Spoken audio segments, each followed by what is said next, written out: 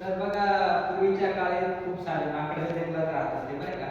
तर त्या माकडाचं नाव सांगतो, एकाचं नाव गण्या होतं, एकाचं नाव पिंट्या होतं, एकाचं नाव चिंट्या होतं. तर त्याच्यातील गण्या नावाचा माकड खूप हुशार होता आणि तो इकडं तिकडं मजा मस्ती करायचा, इकडं तिकडं फिरायचा.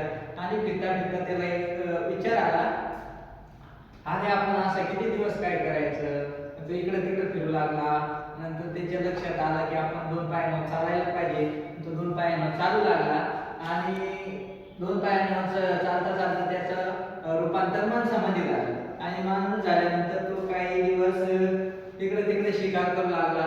परंतु काही टप्प्याने त्याच्या निरीक्षणात आले की जमिनीवर काही झाडांच्या बिया पडतात आणि त्या बियांपासून झाडं उगतात आणि त्या झाडं उगल्यानंतर त्या बियांचं उत्पादन अधिक अधिक होत जातं. तर या गोष्टीवरून त्या माणसाला कशाचा शोध लागला असेल बरं? शेती. शेती. अगदी बरोबर.